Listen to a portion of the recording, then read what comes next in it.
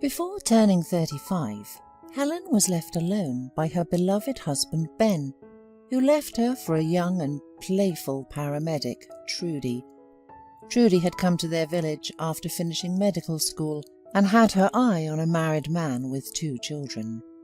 Ben was tall, handsome, and worked as a veterinarian on a farm, so they became close on the subject of curing people and animals. When Ben said he was leaving, Helen fell to his feet, begging him not to go. How could she live without him?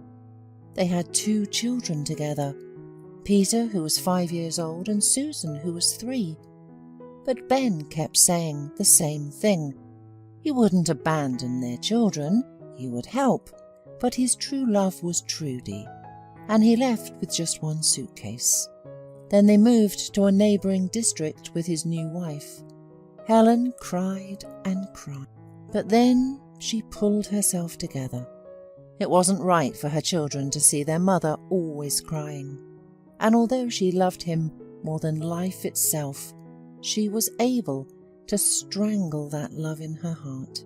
She worked, took care of the children, and became both their father and mother. Ben had promised a lot, but he only kept his promises in words.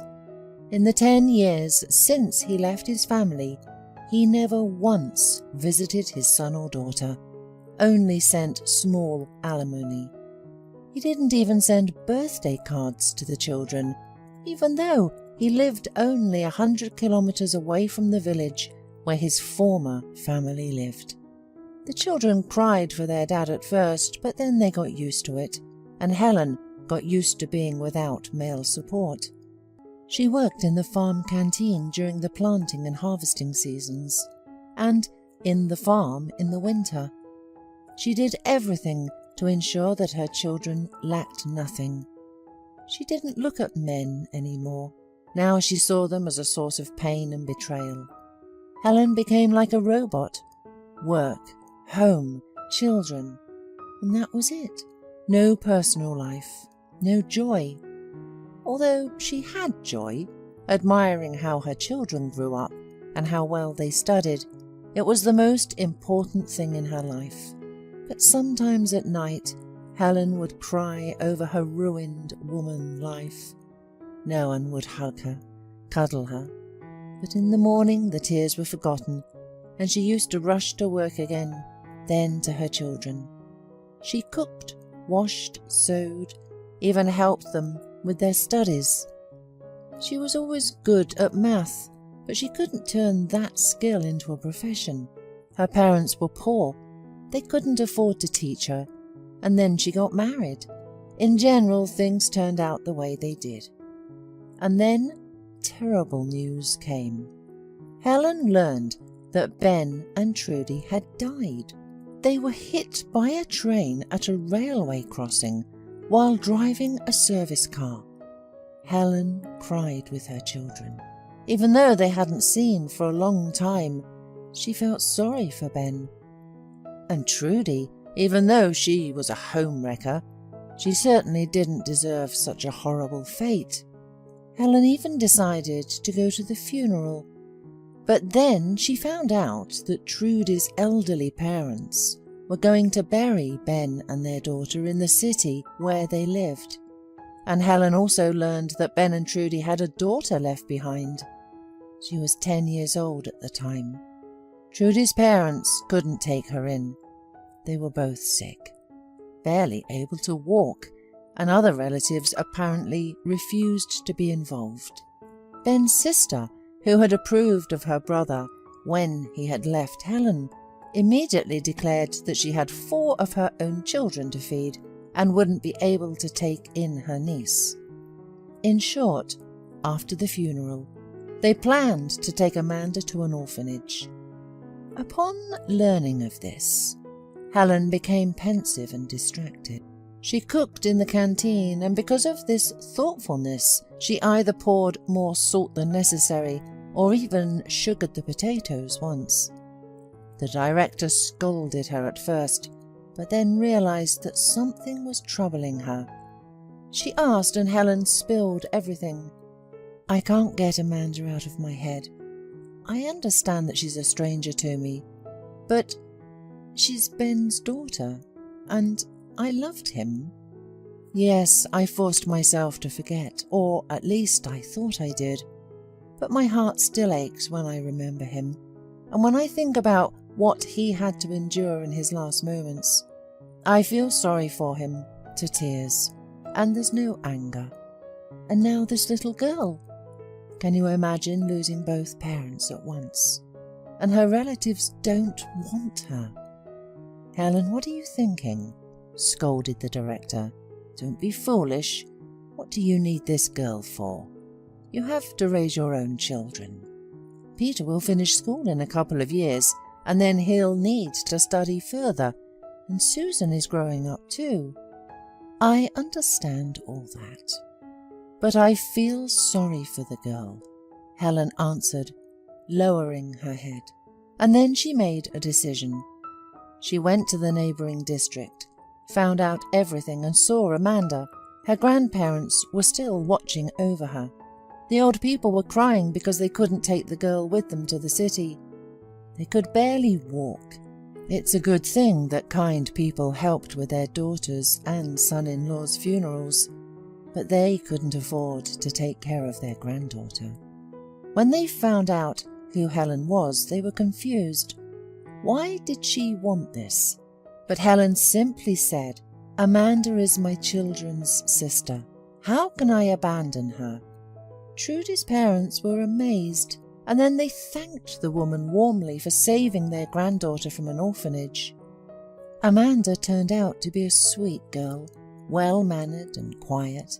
She cried a lot about her dead parents.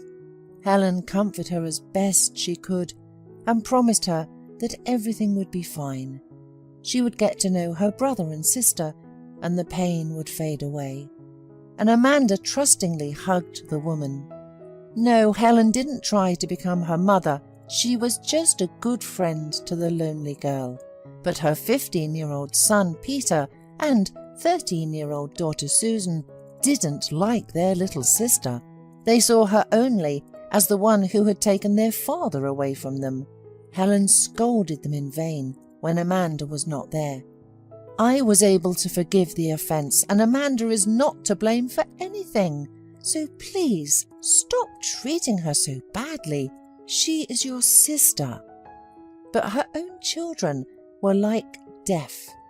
Then they developed a new tactic. They started to pretend that Amanda didn't exist. If they sat down to eat without their mother, they didn't call Amanda to the table and shooed her away from the TV, and didn't call her by name. Susan, who shared a room with Amanda, even drew a line that she was not allowed to cross, and if she did, Susan would rough up her little sister. Amanda didn't complain to Helen. The girl thought it was still better than being in an orphanage, which she had heard so much about before. Helen saw that her own children didn't accept the girl, but she hoped that everything would be okay soon. After all, time heals and adds wisdom. But time passed and nothing changed. Peter had already finished school and gone to the city to study to be a car mechanic, and Susan had grown up and dreamed of becoming a doctor after school. Helen supported her children in their aspirations, and she didn't forget about Amanda. She tried to pay more attention to her, and her own children didn't seem to notice that their mother was torn between them and this stray, as they called Amanda, among themselves. Susan kept a watchful eye on her younger sister, ensuring she didn't take her things or cosmetics. When Helen moved Amanda into Peter's old room, Susan breathed a sigh of relief, and Amanda tried to stay out of Susan's sight. It was quieter that way. Peter seemed to be all grown up, but sometimes he acted like a wicked child. Once he came for Christmas and brought small gifts for his mother and sister, a scarf for Helen and cosmetics for Susan. Amanda was sitting at the dining table, lowering her eyes so that it wouldn't be obvious that she also would like to get a gift. Peter looked at her and smiled mysteriously. "What are you sitting there for, little one?" he chuckled. I have something for you too." And he pulled out a large chocolate bar from his suitcase. Helen couldn't afford to buy plenty of sweets for the children, and if she did, it was something simpler. But this chocolate bar was simply huge. Amanda's face lit up. She smiled and timidly took the treat. "Thank you," she whispered gratefully. "You're welcome," Peter answered jokingly and smiled again. Susan looked at her brother in bewilderment. How could he be so generous to this little pest? Has he gone crazy? "Let's eat it together with tea," Amanda exclaimed joyfully and unwrapped the chocolate bar. Looking at what was inside, her face immediately changed, tears glistening in her eyes. Helen, seeing what was in the rustling foil, paled with indignation. Peter, her adult son, decided to tease Amanda. Inside the wrapper was a neatly rolled rectangular piece of tar. "Peter, what kind of joke is this?" Helen protested. "Are you out of your mind?" "What's wrong?" her son replied, barely holding back laughter. "It's good tar. I barely got it from the boys at the construction school. Look how evenly I rolled it out. Now, Amanda doesn't need any gum. It will last her a month." And he and Susan burst out laughing and ran into her room, where Peter treated her with the chocolate bar he had brought. Amanda sat there silently in the kitchen, tears dropping onto the pseudo-chocolate. "Fools!" Helen scolded. "Just fools! Don't cry, my dear. I'll buy you another one, even better." And she did, a little later. And then in the spring, Amanda's maternal aunt, Julia, suddenly showed up. Julia was already in her 50s, had no children or husband, worked as a seamstress, and lived in the capital. She knew nothing about Amanda, but then she met some relatives who told her about Trudy's daughter. By then, Trudy's parents were no longer alive, and Julia felt sorry for the girl. How was she living with her father's ex-wife? This woman was probably teasing the orphan girl, taking out her anger on the defenseless child. Imagining this, Julia found Helen's address and visited her. And she almost immediately realized she had been wrong. Helen loved Amanda and took care of her like her own daughter. But Helen's children... So, Julia offered to take Amanda with her. At first Helen refused, and Amanda was against it too. She was used to her stepmother and even loved her. As for the way Peter and Susan behaved towards her, Amanda tried not to pay attention. But Julia persuaded both of them that it would be better for the girl to live in the capital. Better education, spacious 3-room apartment, museums, libraries, parks. Julia was alone, and the loneliness was driving her crazy. With Amanda, they would live well together. The main thing was that the girl would be safe and happy. "Please understand," Julia told Helen when Amanda left the room. "I want to help you. I understand how torn you are. You love your children and Amanda. You forgave your husband, didn't you? But your children haven't forgotten the offence, and they will take out this anger on Amanda all her life. All 3 of them are unhappy because of this." "Maybe you're right," Helen nodded thoughtfully. "I sometimes think that I'm not doing something right. I love all 3 of them, and they're like enemies to each other, even though they're related by blood. They will understand with age, both Peter and Susan, that they were wrong. And now, let's decide something, otherwise it can be not far from trouble. Amanda is entering puberty. It's unknown how she will react to the next attack of her brother and sister." "And I'm scared," Helen admitted. "And if you think about it, Peter and Susan are closer to me, of course, but I'm ashamed in front of Amanda. I promised her that I wouldn't give her to anyone, and it turns out that I lied." "You didn't lie.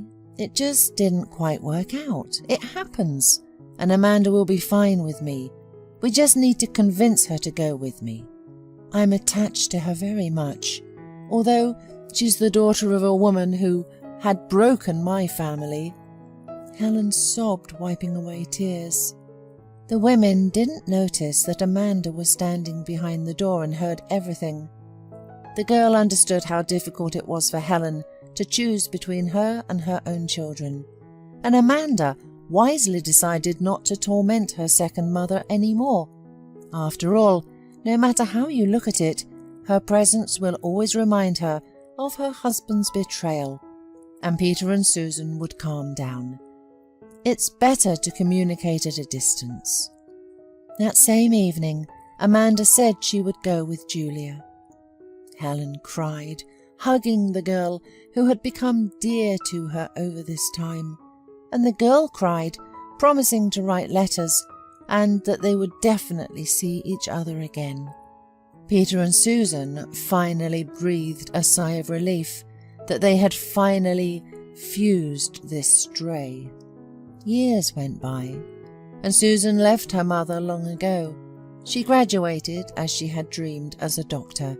She and her brother lived in the city, each with their own families and jobs. They came to their mother's house for the holidays. Amanda didn't get lost either. She often wrote to Helen, even came to visit her from the capital. Julia, as promised, raised Amanda with love and care. Amanda graduated as a fashion designer. Now she had her own atelier, and she got married. She even established communication with Peter and Susan, but only at a distance. They called each other, congratulated each other on holidays. Time passed. Helen didn't notice how she aged. Now she was 80. It was hard for her alone in the village, but she was used to it, and she didn't complain. She shuffled around the house slowly but surely. And then Peter arrived. He looked thoughtful and unhappy. Helen immediately sensed that something was wrong with her son and asked him directly what was bothering him. Peter admitted that he had some problems. Recently, Tom, Peter's son, got married, and they all lived together in Peter's 2-room apartment. The young couple needs their own space, you understand, Mum, especially since Julia, Tom's wife, is pregnant. I don't know how we can all continue to live together. My wife is nervous. Tom takes any job he can get, and I never leave the auto repair shop. But we still don't have enough money for a down payment to take out a mortgage. Peter paused for a moment and continued, Mum, I was thinking, maybe we could sell your house? But where will I live, my son? The elderly woman asked, confused. Oh, Mum, we won't abandon you, Peter exclaimed. We'll take you with us. You'll stay in Tom's room. They will move to their place after getting a mortgage. Oh, I don't know, son. Helen shook her head. I'm afraid to leave my own home. And what will Susan say? She'll be upset that she didn't inherit anything from her mother's home. Why should Susan be upset? Peter shrugged. She has an apartment with her husband, a car, a country house. They have good salaries. They've already bought an apartment for their daughter. And not with a mortgage. Susan is living the good life, while I've been working hard my whole life. What's the point of helping her? Helen felt so sorry for her firstborn, and she decided to help. What else did she have left? She would live with her son until the end, and they wouldn't hurt her. They were all family. The house was sold quickly, and Helen was moved to the city. Her daughter-in-law, Rosanna, seemed to welcome her warmly. Live and be happy, Mum, she cried. No need to light a fireplace to warm up the house or shovel snow. See how good everything is. At first Helen was pleased. She had settled in comfortably and had helped her grandson. He took out a mortgage and bought an apartment in just 2 days, and he and his wife moved. Great. Susan, however, was a little upset that such a decision had been made about her mother without her. Since you've decided that way, she told her mother angrily, then live with them. But if Rosanna drives you out, don't even think about coming to me. I don't have a place for you. I'm telling you right now." "Why would she drive me out, dear daughter?" Helen smiled. "I helped them. I'm sorry you didn't get anything from me. Is that why you're upset?" "Oh my God, I don't need your money." Susan rolled her eyes. "You just don't know your daughter-in-law well. But remember that I won't be able to take you in. If anything happens, you'll go to a nursing home," said Susan. And as if she hit her mother with these words, Helen shuddered. She didn't deserve to hear that. A month passed, 2, 6 months, and it turned out Susan was right. Rosanna began to change before her eyes. She reproached her mother-in-law for shuffling loudly, dropping crumbs when she ate, and watching soap operas. She was angry that an elderly woman became disorderly and sometimes broke the dishes, and that she had to help her in the bathroom. The daughter-in-law would scold and insult her mother-in-law, calling her smelly and sloppy. The son never stopped his wife, only averting his eyes. And then Helen would cry in her room from the hurt. She had helped her children, but they forgot her kindness. Neither her son nor daughter-in-law asked for forgiveness. And soon Peter suggested, "Mum, how about a nursing home? Everyone would be happier that way. It's nice there. They provide food and care, and you'll have company. Maybe you'll even get remarried. There are men there, too." Helen's heart sank with bitterness. "What men?" she asked her son. "I never thought about that when I was young. I was too busy raising you and your sister. Why do I need all this now?" Look at her, she's still arguing. The daughter-in-law, who was also present at the conversation, exclaimed, "Nobody's really asking you anyway. Let's just pack her things and take her there. I'm so tired of all this. I can't take it anymore." Helen didn't say anything. She just cried. Her son and Rosanna left her without even acknowledging her tears. They started looking for a nursing home, and Susan was tasked with it too. She stormed over to her brother's house one Sunday. Helen was in her room and didn't come out, but she heard everything. "When you took in our mother, you should have thought ahead," Susan yelled. "You wanted the apartment for your son. You have to live within your means. I told you and Mother that I wouldn't take her in. I have a job. I need to relax at home, and Andrew won't agree. You know he's a talented surgeon. He needs to be at peace at home." "I've checked 2 nursing homes," the brother replied apologetically, "but we can't get into the state-run ones. We can go to a private nursing home." "A private one?" Susan exclaimed. "Have you seen the prices there? Mother's pension isn't enough. Are you going to pay, or should I? I have my own expenses. My daughter is studying abroad." "What are we supposed to do then?" The brother shrugged. "I have an idea," Susan said, lowering her voice. Helen didn't hear what they talked about, nor did she want to. The tears were choking her. She found herself unwanted in her old age. That's what she had raised her children for. Susan, her brother, and Rosanna whispered to each other, made an agreement, and left on a good note. Her daughter never came to say goodbye. The next day, Peter told his mother to get ready. "For the nursing home?" asked the elderly woman, her voice trembling. "Yes," Peter replied, dropping his eyes. There was nothing to do. The elderly woman gathered her humble belongings. Her son took her out of the house, put her in Susan's car, and the 3 of them drove somewhere. Helen no longer cried. She had resigned herself, and maybe it would be better there, in the nursing home, more peaceful, and she did not have much time left. Helen even fell asleep in the car. and when she opened her eyes, she was horrified. They had arrived at the cemetery. "Son, daughter, where have you brought me?" cried the mother. "I'm still alive." "Mum, live as long as you want," Susan replied indignantly, not even turning around from the wheel. "We found you a good home. Here, in the cemetery. It's a guardhouse. You can even live there in the winter. And there's a stove and all the amenities." "What kind of amenities can there be here?" Helen objected, wiping away her tears.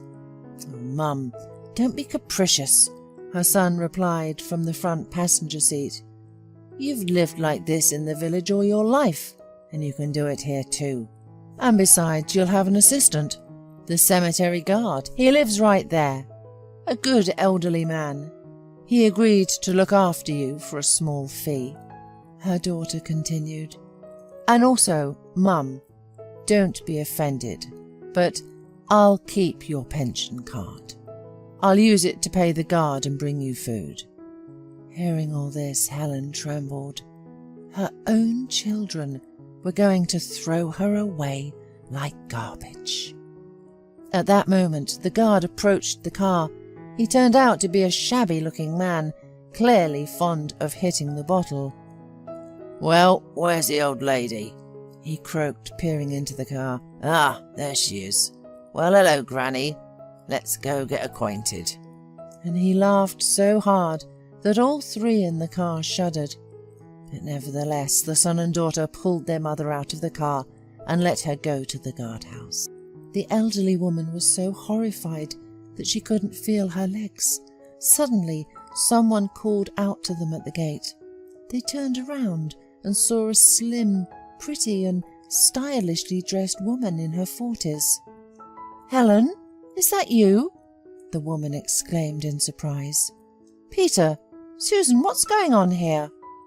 "Amanda!" exclaimed Helen. "What are you doing here?" "I came to visit my parents' graves, and then I was going to visit you in the village. What's all this about?" "It's none of your business," Susan screamed and tried to pull her mother away. But somehow Helen broke free from her daughter and son's tight grip, ran up to Amanda and told her what was happening here. "Did you bring our mother here to live?" Amanda whispered in horror, looking at Peter and Susan. "To a cemetery, to an unknown man. Who are you after that?" "She's our mother, and it's our right to decide where she lives," Peter replied arrogantly. "And you, stray, don't tell us how to live." "And I won't," Amanda replied shortly and waved to someone in an expensive car. The driver, a tall, stout guy, got out of the car, and as soon as Susan and Peter saw him, they immediately backed away, and the guard ran back to his booth. Amanda hugged Helen and led her to the car. "You're coming with me, Helen," Amanda said firmly. "You'll live with me. By the way, meet my son Philip, your grandson." The guy smiled friendlily. "Amanda, what? Why do you need me?" Helen repeated, confused. "After all, I couldn't give you everything you needed in your time." "You gave me the most important thing, your love," Amanda cried. "When no one needed me, you saved me, and I won't abandon you. As for Peter and Susan, God will judge them for everything. And don't ever blame yourself for giving me to Aunt Julia. She gave me love and care, but you gave me the most important thing, an understanding that it's essential to know how to forgive." "My dear girl," Helen cried, and those were tears of joy.